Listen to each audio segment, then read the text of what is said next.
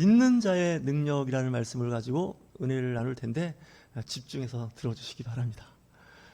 기독교는 이제 뭐 사랑의 종교라고도 하고 믿음의 종교라고도 하고 하나님 나라의 천국의 복음, 하나님의 백성으로서 사는 삶을 이야기하고 있는데 자꾸 이 믿음을 이야기하는데 이 믿음이 흔들릴 때가 있습니다. 그래서 이제 성경에는 이 흔들리지 않는 믿음, 온전한 믿음을 정금으로 비유하는데 요즘 말은 황금입니다. 여러분 귀금속 중에서 은이 있고 금이 있는데 은은 녹이 습니다. 은은 시간이 지나면 검게 변하는 거 아시죠? 은반지를 끼지 않고 장롱이나 어디 화장대에 놓아보십시오. 시간이 지나면 특히 요즘처럼 습할 때 검게 변합니다. 특히 은은 언제 잘 변하냐면 황을 만나면 새카매집니다. 그러니까 매연이 심한 곳이라든지 아황산 가스에 노출시키면 은은 검게 변합니다. 근데 금은 변하지 않습니다. 그래서 성경에서도 이 변치 않는 믿음을 정금 같다라고 합니다. pure gold, 순수한 거죠. 100% 순수한 건 없습니다. 99.99, 49이라고 귀금속 하는 사람들 용어를 씁니다. 99.99 정도면 순금이라고 분류를 한다는 거죠. 우리의 믿음이 정말 정금 같은 믿음이 있어야 되는데 자꾸 이렇게 흔들릴 때가 있습니다. 그 부표라고 아십니까? 유동치는 부표. 부평초라고도 하죠. 부평초. 이게 이제 그 요즘에 담수에 가면 그 개구리밥 있죠? 이 개구리밥이 부평초입니다. 바람에 물이 출렁거리는 대로 그냥 떠다니는 거예요. 이게 그러면 이 뿌리가 정착이 안 된 상태이기 때문에 그래요. 이 믿음도 보면 이리 흔들리고 저리 흔들리고 막 그래요. 오늘도 아침에 어떤 분이 저한테 문자를 보내길래 목사님을 교회 못 가요. 그러면서 이렇게 못 가는 이유를 얘기를 하시는데 제가 보기에는 좀 믿음이 없어 보입니다. 어쨌거나. 왜냐하면 삶의 최우선순위가 예배고 하나님 앞에 두면요. 다른 건 잘 안 합니다. 일단은. 근데 이게 우선순위가 밀려버리지 않습니까? 하나님이 밀린다는 얘기는요. 예배와 기도와 헌신, 물질도 마찬가지입니다. 이 우선순위에서 이게 밀려버리면 하나님이 자존심이 무척 상해하십니다. 믿으시나요? 여러분, 내가 남편입니다. 근데 내 아내가 항상 내 남편을 우선순위에서 3번, 4번째로 밀어버리면 그 남편이 그 아내한테 감사합니다. 우선순위에서, 사랑의 우선순위에서 2번, 3번, 4번으로 밀려났으니 감사합니다. 그러겠습니까? 반대로 아내가 남편하고 같이 사는데 남편이 자기 아내를 죄송합니다. 거의 첩수로 첩은 차이 났습니다. 첩은 사랑하지 않습니까? 그래도. 근데 자기 아내를 가족이나 다른 사람의 서열에서 3번, 4번 이렇게 밀어버리면요. 그 아내는 가만 안 둡니다. 그 남자들이 바람 피는 걸 용서 못하는 이유가 바로 그래서 그런 거예요. 왜냐? 우선순위에서 밀렸다는 거예요. 내가. 그러니까 이거 정말 조심해야 됩니다. 영적으로 바람이 나기 시작하면 정신이 없어져요. 사람이. 영적으로 바람이 어떻게 나냐? 세상하고 바람이 나는 거예요. 그리스도인들이. 무슨 얘기인지 아십니까? 세상하고 바람이 나고 세상하고 어울리다 보니까 교회가 믿음이 신앙이 다 그냥 우선순위 밀려버리는 거예요.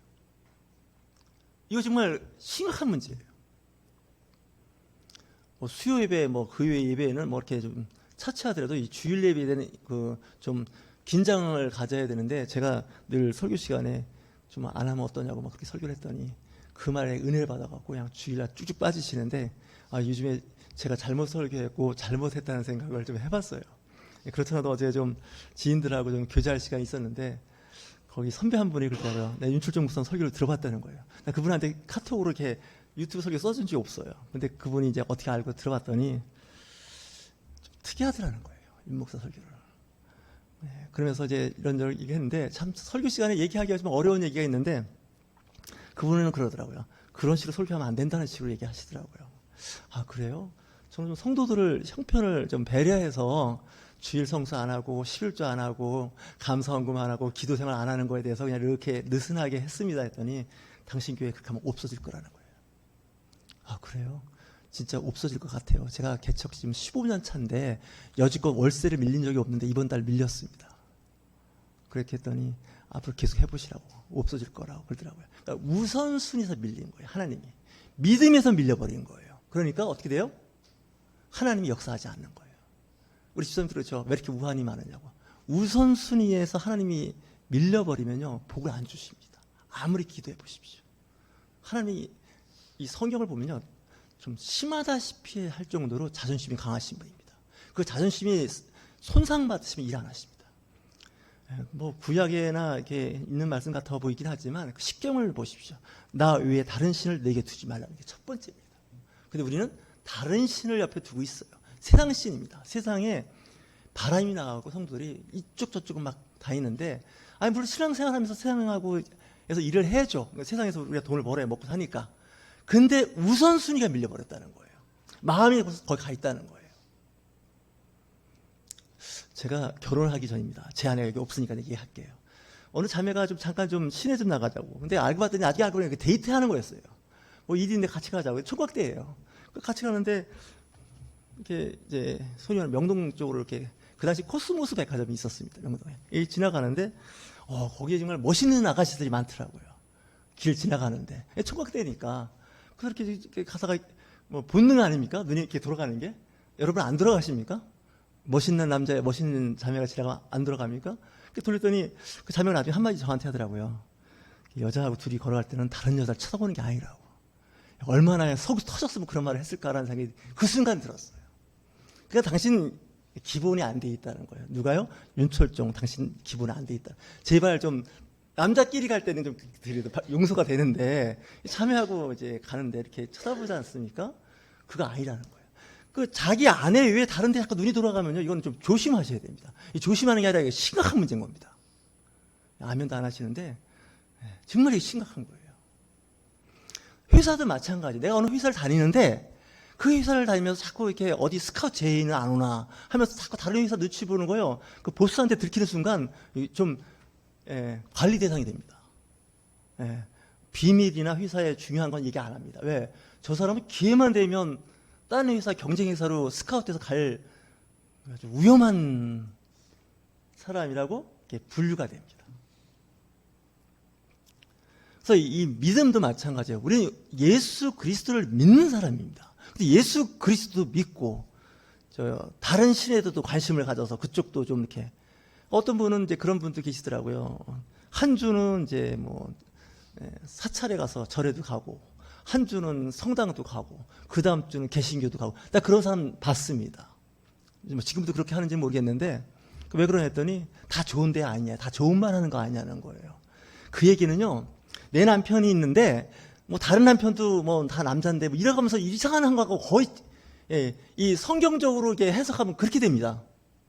뭐 생각은 그럴 수 있는데 그걸 행동으로 옮기면 곤란한 겁니다.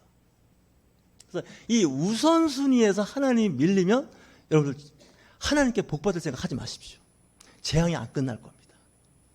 문제가 그 집에서 안 떠납니다. 신앙생활하는데 왜 그러죠? 믿는데 아닙니다. 아직 제가 좀 마음에 있는 얘기 하겠습니다. 그거 안 되면 복 못 받습니다. 우선순위에서 자꾸 예배나 하나님 앞에 헌신이 쫙쫙 밀려버리는 겁니다. 제가 대학에서 강의할 때 학교에서 학생들 동아리를 하라고 한 20-30명을 붙여줬습니다. 제가 그래도 비교적 이렇게 생긴 것도 좀 깔끔해 보이고 그래서 그 동아리 3개가 있었는데 제가 맡은 동아리가 그 학생이 제일 많았습니다. 예를 들어서 다른 데는 10명도 안 모이는데 저는 20-30명이 모였습니다. 그러니까 소문이 쫙 났더라고요. 윤철종 선생님한테 가면 밥도 사주고 커피도 사주고 편하게 해준다고. 그랬더니 죄송합니다, 표현이, 이 논팽이들은 다 모였어요. 그 학교에서 공부 안 하고 놀고 이런 애들. 근데 다른 동아리 2개는 10명이 안 모이더라고요. 근데 괜찮은 애들이 모이더라고요. 더 심한 얘기 할까요? 제가 대학에서 강의를 했는데 인천에 있는 대학이에요. 근데 저는 이제 그 교양 과목이었고 학생들이 수강학생들이 많았는데 이상하게 제 수강생이 많은 거예요. 다른 과목에 비해서. 학생들은 굉장히 예민하거든요. 학점과 한 학기를 어떻게 다닐 것이에 예민한데 저 윤철종 교수는 학점을 잘 주고 과제물이 하나밖에 없고 그것도 양이 작고 그리고 학생들을 괴롭히지 않는 아주 좋은 인격과 인품이 있는 교수로 딱 분류가 된 거예요. 그러니까 은근히 기분이 좋더라고요. 그리고 또 제가 예수를 믿으니까 하나님은 항상 가난하고 실력 없고 무능력하고 바보 같고 영어로 하면 루저 같은 사람을 사랑하시고 그들과 지냈다. 이런 말씀이 또 딱 꽂히잖아요. 그러니까 저는 지극히 성경적인 강의를 하는 교수라고 생각했어요. 근데 한 번은 학과장님이 저를 부르더라고요. 윤 교수님 잠깐 좀 내 방에 좀 오시라고. 그래서 또 이제 갔지 않겠습니까? 잠깐 앉으시라고 그러더니 미안하지만 교수님 그 출석부를 나한테 보여달라는 거예요. 학과장님. 그래서 출석부 이렇게 드렸어요. 그랬더니 이렇게 오더니 쭉 보시더니 교수님 우리 과에서 공부 안 하는 학생들은 거기 다 가 있는 것 같습니다. 우습잖아요. 그죠? 그래서 뭐 어쨌든 저도 알죠. 뭐 그 학기에서 뭐 3학기째 4학기째 수업하니까 그때 저한테 수강 많이 한 학생은요 3과목을 연속 수강한 학생이 있습니다. 저를 좋다고 막 했습니다. 근데 그 학생이 가만히 보니까 공부를 정말 안 하는 학생이었습니다.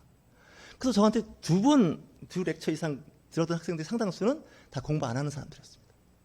그러더니 교수님이 학과장님이 참 뭐라고 말을 못하고 그냥 그러는데 여러분들 신앙생활 하실 때도 좀 그런 거 좀 조심하셔야 됩니다. 어느 교회 목사님이 좋다. 뭐 이렇게 할 때 가만히 보면 이렇게 느슨하게 이제 신앙생활 할 수 있도록 도와주는 분들이 배려하는 분이 굉장히 좋은 것 같은데 이거 실력 안 늡니다. 신앙의 연륜과 이 관록이 안 쌓입니다. 연수는 오래됐는데 별로 안 좋습니다. 자동차로 치면 연식이 오래돼갖고 영 안 좋은 상태가 되는 거죠. 그래도 뭐 저는 어차피 시간 강사니까 시간 강사답게 하다가 나왔습니다. 지금도 그 학생들이나 일부 사람들 저한테 인식이 참 좋습니다. 제가 보기에는 좋은데 돌이켜보니까 학과를 버려놓고 나온 것 같습니다. 학생들을. 왜? 공부 안 시켰거든요. 교수가 되면 학생을 공부시켜갖고 그쪽에 전문가로서 이렇게 해야 되는데 좀 좋은 게 좋다 좀 하자 했는데 그런 거예요. 근데 제가 또 목회를 하면서 약간 그런 성향이 좀 있는 거더라고요. 제가 보니까 이게 좀 습관이 있더라고요. 직장 다닐 때도 그런 일이 많았어요. 순환근무할 때 그 직원들이 이제 로테이션 한다고 하셨으니까 순환근무할 때 제가 있는 부서로 오기를 굉장히 원했어요. 특히 자매들이 원했어요. 왜냐? 소문이 났더라고요. 저 윤철중 선생한테 그 부서에 가면 윤 선생이 밥도 잘 사주고 편하게 한다고 소문이 났어요. 근데 나중에 이렇게 와서 이제 보니까 돌아와 보니까 죄송합니다. 다른 부서에서 다 저 아닌 분들을 저한테 하더라고요. 그래서 아주 애먹었습니다. 애먹었는데 그분들이 제 유튜브 설교를 들을 수 있다는 생각을 해봤는데 뭐 그분들이 평가하는 것도 어떨지 모르겠지만 여러분들 좀 긴장하시는 게 좋습니다. 너 그렇게 하면 하나님 앞에서 온전히 세워지지가 않아. 그러면 어떻게 하든지 하나님께서 너의 편이 안 되실 수도 있어. 그분의 인격체야. 그러니까 잘해야 돼. 이렇게 하는 게 상당히 이제 중요한 부분입니다. 특별히 오늘 이제 히브리서 11장 6절에서 9절 말씀을 보면 이런 말씀입니다. 믿음이 없이는 하나님을 기쁘시게 하지 못하나니라고 되어 있습니다. 믿음이 없이는 하나님을 기쁘게 못한다는 거예요. 하나님께 나아가는 자는 반드시 그가 계신 것과 또한 그가 자기를 찾는 자들에게 상 주시는 이심을 믿어야 한다는 거예요. 한 번만 아멘 하시는데 믿거나 말거나 마음대로 하세요. 성경 말씀을 믿으시면 이렇게 사셔야 됩니다. 그분이 계시다는 걸 믿어야 됩니다. 근데 이렇게 보면 계시면 좋고 안 계셔도 할 수 없고 뭐 이러면서 교회 다니는 분들이 의외로 많습니다. 그걸 어떻게 하냐고요? 교회에서 신앙생활 하는 걸 보시면 압니다. 왜냐? 우선순위에서 밀려버린 거예요. 천국? 있으면 좋고 뭐 없으면 말지 뭐. 이렇게 신앙생활 믿음을 갖고 있으면 신앙이 동력을 잃어버립니다. 하나님의 계심을 믿으십니까? 목소리를 보니까 자신이 없는 목소리입니다. 자신이 없다는 얘기는 그거는 의미가 없다는 겁니다. 정말입니다. 믿음은 행위로 나타납니다. 그래서 상을 주신다는 거예요. 하나님을 찾는 자, 그가 계신 것을 믿는 자입니다. 그러니까 여러분들 하나님 앞에 복을 받으시려면 그가 계신 것과 상 주시는 이심을 믿어야 한다는 거예요. 믿음의 반석 위에 교회가 세워지는 것 제가 지난주에 말씀을 드렸습니다. 네 이름을 이제는 시몬이라 하지 말고 베드로라 하라. 이름을 바꿔줍니다. 헬라어로 페트로스 아닙니까? 큰 바위, 너럭 바위를 얘기하는 거예요. 흔들림이 없는 그 믿음 위에 교회가 세워지는데, 이 흔들리지 않는 그 반석이 흔들려 버리면 그 집은 사상누각이라고 합니다. 모래 위에 지은 누각처럼 되어버린다는 거죠. 요즘에 그 자연 풍수에 대해서 인터넷으로 거의 실시간으로 외국에서 있는 그 풍수를 우리는 보고 있습니다.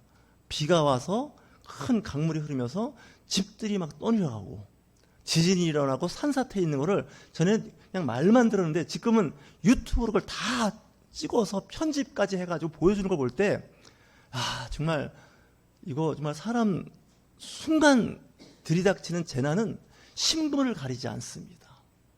누구나 다 해당되는 겁니다. 어떤 분은 그런 얘기를 하더라고요. 차라리 암에 걸리면 유언이나 하고 죽음을 준비할 시간이라도 있다는 거예요. 그죠? 암은. 근데 그런 식으로 당하는 사고로 세상을 떠나는 건요, 아무것도 못하는 거예요. 특별히 이 믿음에 대해서 이야기한다면 아브라함을 들 수가 있습니다. 이 아브라함은 원래 갈대에 우르에 살다가 괜찮은 큰 도시입니다. 이제 하란으로 이사를 갑니다. 꽤 먼 거리입니다. 또 하란에서 지금 팔레스타인, 이스라엘 땅으로 갑니다. 근데 하나님께서 가라고 하니까 가는데, 저가 그 상황에서 말씀하시면 갈까? 이런 생각이 들어요. 일단 기득권이 돼버렸습니다. 갈대아, 우루, 하란. 근데 거기서 있는 것을 다 포기하고 어디로 가라고 하는 건요, 정말 재산상으로 큰 손실입니다. 인맥 이런 거 다 그냥 단절돼 버리는 겁니다. 그럼에도 불구하고 그가 순종해서 갔을 때 하나의 민족을 이루게 됩니다. 노아도 마찬가지죠. 지금 히브리서 11장 이야기하면 이 노아도 마찬가지입니다. 방주를 지으라고 하는 큰 배를 지으라고 했는데 그 배가 해안가가 아닙니다. 산에서 짓는 거죠. 보통 사람 같으면 하나님이 제정신입니까? 여기서 배를 조선이라고 그러죠? 배를 만든다는 건 이건 아닙니다. 지금도 우리나라 조선소 유명한 건요, 다 바닷가에 있지 내릴 게 없습니다. 근데 말도 안 되는 그 노아의 그 행위를 보면 정말 믿음이 대단한 사람입니다. 장래 유업을 받을 그런 메시지를 들었을 때 순종을 하더라는 거예요. 오늘 말씀으로 다시 돌아옵니다. 예수님께서 믿음에 대해서 말씀을 하고 있는데, 배경은 뭐였냐면 예수님께서 변화산에 올라갑니다.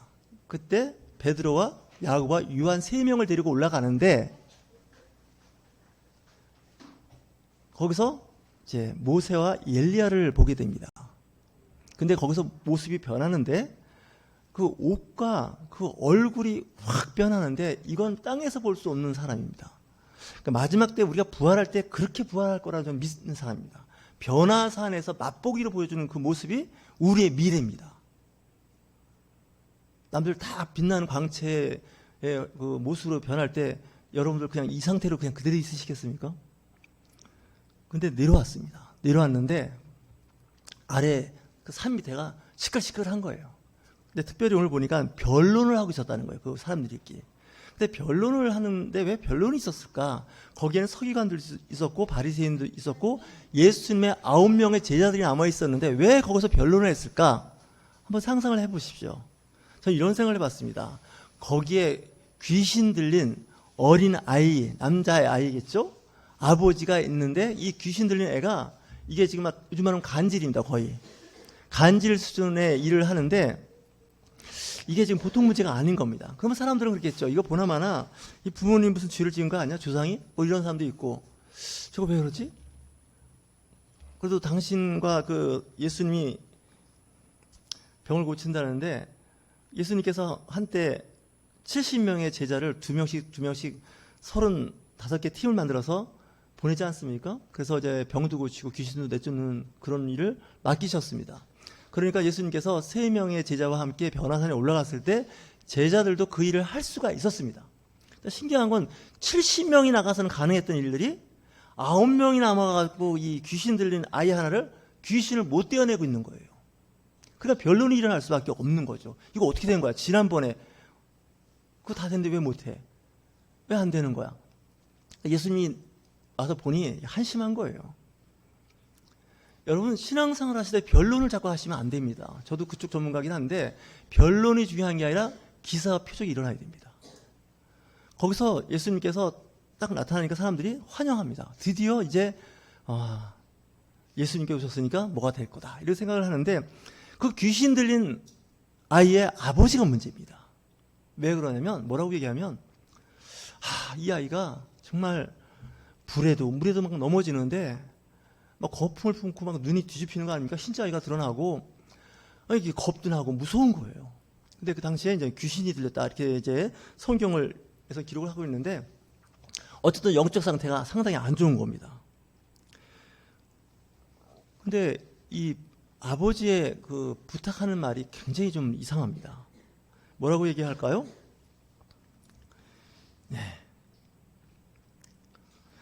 무엇을 하실 수 있거든 우리를 불쌍히 여기서 도와주옵소서. 그랬더니 예수님께서 9장 23절에 뭐라고 말씀하시냐고요? 할 수 있거든 무슨 말이냐? 믿는 자에겐 능히 하지 못할 일이 없느니라. 이렇게 얘기하는 거예요. 믿음이 없다는 거예요. 병 나으면 좋고 안 나으면 할 수 없죠. 약간 그런 유형이에요. 꼭 나야겠는데 안 나도 할 수 없죠. 당신의 제자들이 저렇게 지금 헤매고 있는데 이거 뭐 근데 그 스승의 그 제자고 그 제자의 그 스승인데 그러니까 예수님한테 한 방 먹은 거예요. 그런 식으로 하면 병 안 나는다. 귀신 안 나간다. 똑바로 해라. 그랬더니 그 아버지가 뭐라고 그래요? 그 아이의 아버지가 소리를 질러 이르되 내가 믿나이다. 나의 믿음 없는 것을 도와주소서 하더라. 믿음도 은사인데 믿음을 달라는 거예요. 여러분 다른 기도 다 중요한데요. 믿음을 달라고 먼저 기도하십시오. 믿음이 없으면. 특히 초신자들은 그렇습니다. 믿음이 없으니까 엉망진창인 거예요. 특히 믿음이 있을 때 첫 번째 회개를 하셔야 됩니다. 내가 살아온 거 잘못한 거. 그리고서 이제 믿음을 달라고 그러면서 그걸 쌓아나가야 되는데 처음 오자마자 복 달라고 기도하면요. 이 곤란합니다. 설사 복을 받아도 그 복을 다 뒤집어 엎습니다. 이게 무섭습니다. 여러분들 초중고등학교 안 다니고서 상급하게 진학을 하면요.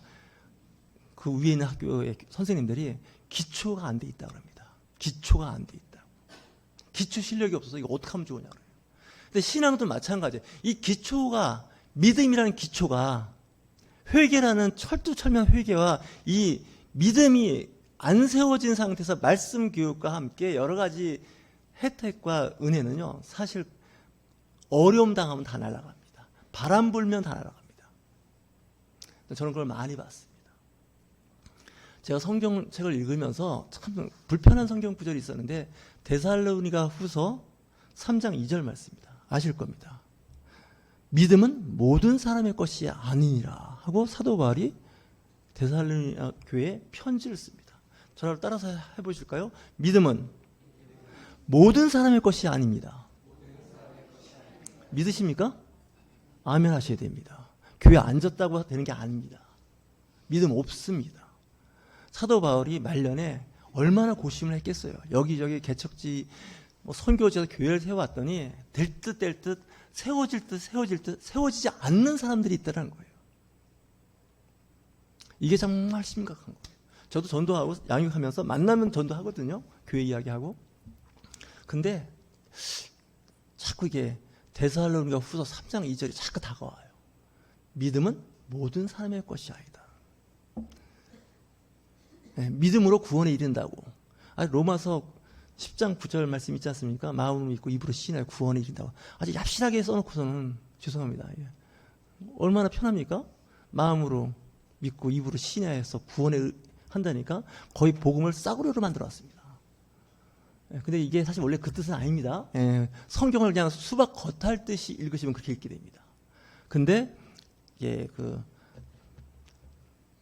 디모데 전후서나 이 데살로니가 전후서를 읽으면 갑자기 이제 말이 확 바뀌어버립니다. 성경을 자꾸 읽으시라고 하는 겁니다. 갑자기 윤 목사의 생각이 바뀌었죠? 성경 한 번 읽고 5번 읽고 10번 읽었을 때 당신의 삶이 어떻게 변했는지 그게 더 중요하지 몇 집독 하는 게 중요하냐고 제가 막 설교를 했습니다. 그 말에 은혜 받으셨죠? 그래서 안 읽으셨죠? 변화될까 봐 무서워서. 그죠? 변화될까 봐 무서워서 안 읽었을 거예요. 근데 정말 신중하게 보셔야 돼요. 주일 예배 드렸으니까 뭐 됐겠지. 뭐 기도하면 응답받겠지. 예, 맞습니다. 근데 보니까 기도도 영과 진리로 예배 안 한 겁니다. 마음은 다 콩밭에 가 있잖아요. 오늘도 이제 예배 끝나면 먹을 거 가 있잖아요. 그죠? 예. 이게 이제 우리의 신앙과 우리의 믿음이에요. 마음에 콩밭에 가 있으니까 하나님도 네가 그런데 나도 그러네. 나도 이제 하나님께서 그럴 것 같아요. 나도 내 마음은 콩밭에 가 있다. 너한테 안 가 있거든. 그렇게 하면 어떻게 하실 겁니까? 앞으로 설교 이런 식으로 해야겠습니다. 약간 비아냥거리듯이. 그래야 정신 차릴 것 같아요. 그냥 좋게 그냥 은혜 받고 했더니 상태가 점점 나빠져요. 윤철중 목사가 성도들 다 버려놓은 것 같아요. 네.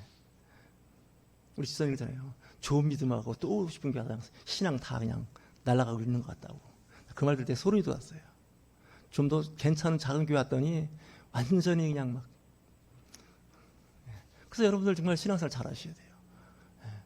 나중에 하나님 옆에 섰을 때 너 어느 교회 다니다 왔니? 예, 김포 마산동에 있는 또 오고 싶은 교회 윤철종 목사하고 같이. 야, 그 인간 쓰레기인데 너 어떻게 그 교회 가서 있었냐? 그 웃기는 놈이었다. 이렇게 얘기를 들을 것 같다는 생각이 갑자기 들더라고요. 정말입니다. 다 버려놨다. 예, 초대교부터 지금까지 목숨을 걸고 신앙생활을 했고 목숨을 걸고 교회에서 헌신했던 그런 선배들의 생각을 다 해버리고 그냥 편하게 그냥 쉽게 가자는 거죠. 제가 사실 성장 과정에서 워낙 타이트하게 살아와서 그게 너무 싫었습니다. 사실은 공부할 때도 그랬고 그 교수님도 지금 이 유튜브 설교 들으실지 모르겠지만 대학원 다닐 때 두 분을 만났는데 지금도 석사 박사 때 그 교수님 이름 되면요 그 학교에서 알아주는 분입니다. 얼마나 지독한 분이었는지 정말 졸업하고 만나지도 않아요. 얼마나 힘들었는지. 근데 돌아보니까 그래도 그분들 덕분에 실력 있는 사람이 됐다고 생각을 해봤어요. 실력 있는 사람. 느슨하게 좋게 해가지고 학위 받았으면요 실력 없어요. 좀 개인 자랑 좀 하겠습니다. 제가 어디 가서 이렇게 무슨 이야기 하다가 저보고 뭐 이런 거에 대해서 아세요? 그래서 제가 그거에 대해서 한 5분 동안 설명을 했습니다. 그랬더니 그 듣는 직원이 그러더라고요. 정말 박사님이시네 그러더라고요. 저한테 정말 박사님이시면서 왜요? 그랬더니 자기도 많이 사람을 상대해봤는데 이거에 대해서 물어볼 때 아는 사람이 한 명도 없었다는 거예요. 제 자랑입니다. 용서하고 들으세요. 네, 5분 동안 얘기해 줬어요. 그랬더니 그분이 이제 그렇게 생각했겠죠. 저분은 지금 목사하고 그쪽 안 하는 분인데 아는 거예요. 그게 왜 그런 줄 아십니까? 학생 때 엄청 진짜 혼나가면서 공부한 겁니다. 그래서 지금 근데 요즘에 뭐 할 말은 아닌데 박사 그냥 뭐 돈 주고 사는 명예 박사도 많고 뭐 그냥 뭐 그렇지 않습니까? 수월하게 막 그냥 요즘에 대학원생도 없는데 그냥 들어오기만 하면 입학하면 뭐 그냥 해서 이렇게 해버리면 굉장히 편하고 좋은데 뭐가 문제냐? 나가면 실력 없다 소리가 나옵니다. 실력 없다 소리. 박사까지 했으면 논문을 그래도 1년에 한 편은 못 써도 2년에 한 편씩 써야 됩니다. 원래 전공 분야는. 제 분야는요. 5년 동안 논문 한 편 없고 책이 저술이 한 권도 안 나오면 그 사람은 그쪽 사람은 취급을 안 합니다. 이 자연과학은 워낙 속도가 빠르게 발전하기 때문에. 근데 안 하고 그냥 빈둥거린다? 죄송합니다. 그분 박사 아닙니다. 더 심하게 보면 그 사람은 교수 아닙니다. 옛날에 박사였고 옛날에 교수였습니다. 신자들도 마찬가지입니다. 옛날에 한때 세례받고 집사였고 뭐 은사도 있어서 병 고치는 은사도 있었고 방언도 했는데 지금 안 다닙니다. 다 안 합니다. 이거는 일단 우리 쪽에서 볼 때는 이제 신앙 공동체로부터 멀어진 사람이다. 카톨릭에서는 그걸 냉담자라고 합니다. 그러니까 이 냉담자 내지는 이 믿음에서 떠난 골로새서에서 같이 있었던 데마라는 그 사역자가 있었죠. 근데 그 사역자가 어떻게 됐어요? 사도 바울의 서신에 의해서 보면 데마는 세상을 사랑하여 나를 버리고 떠나갔다는 거예요. 세상을 사랑했다는 얘기는 사역을 포기했다는 거예요. 그리고 믿음에서 멀어졌다는 거예요. 이거는 정말 우리가 좀 체크해 보셔야 돼요. 뭐 남까지 볼 것도 없습니다. 내 처자식, 내 남편과 자식을 좀 체크해 보셔야 됩니다. 우리 그런 표가 있었던 거 기억나십니까? 자나깨나 불조심, 꺼진 불도 다시 보자. 이 말을 좀 바꿔볼까요? 자나깨나 가족 체크해 보자. 신앙 체크해 보자. 한번 우리 같이 해보시죠. 자나깨나 처자식, 남편, 자식 신앙생활 잘하는지 체크해보자. 왜 안 하십니까? 불은 조심해야 되고 신앙은 그냥 내팽개 쳐도 되겠습니까? 네, 꺼진 불도 새로 보자는 건요, 조심하셔야 됩니다. 그래서 내 스스로 돌아보고 내 주변의 가족들, 이웃에 사랑하는 사람들이 어떻게 신앙생활을 하는지 체크해 보셔야 됩니다. 예수님께서 한탄을 하십니다. 내가 너희들과 언제까지 같이 있어야겠느냐. 나만 잠깐 자리 비워놔서 변호사에 올라왔더니 이 밑에서 산 밑에서 난리가 난 거예요. 이 믿음이 없는 제자들. 그래서 제자들이 죄송합니다. 이게 좀 강대상에서 할 말은 아닌데 쪽팔린 겁니다. 그죠? 망신당한 거 아닙니까? 병을 못 고치고 귀신도 못 쫓아내고 있으니까. 그래서 이제 예수님이 방에 들어가실 때 살짝 제자들이 따라와 들어와서 물어봅니다. 아, 선생님, 어떻게 선생님은 한 방에 다 귀신을 내쫓고 우리는 그 예수님 안 계신 상황에 엄청 그냥 마음고생했는데 그래도 못했는데 이거 어떻게 된 겁니까? 했을 때 대답이 뭐죠? 성경을 안 읽으시면 생각이 안 날 겁니다. 한번 말씀해 보시죠. 네. 기도 없이는 이와 같은 유가 나가지 않는다는 거예요. 쉽게 말하면 기도 안 하면 안 된다는 거예요. 다른 복음서에는 믿음의 기도라고 되어 있고요. 이 마가복음에는 그냥 믿음이라고 되어 있어요. 기도 없이는 안 된다. 그러니까 평상시에 기도 안 했다는 거예요. 제가 한번 지나간 설교 중에 다윗이 골리앗을 만나러 갔을 때 냇가에 가서 매끈한 돌 5개입니다. 요즘 말하면 이제 탄알, 총알 5개를 준비한 겁니다. 총에 장전하기 위해서. 했는데 완샷, 완킬이라고 그랬죠, 제가? 한 방에 골리앗을 쓰러뜨렸습니다. 근데 그게 어느 날 된 게 아닙니다. 평상시에 양치는 일을 하면서 틈틈이 뭡니까? 돌을 수만 개를 날린 겁니다. 여러분 군에 가신 분이나 뭐 사격 좋아하시는 분, 저는 사격을 좋아합니다. 그래서 가끔 이렇게 놀이시설에 가면 공기총 쏩니다.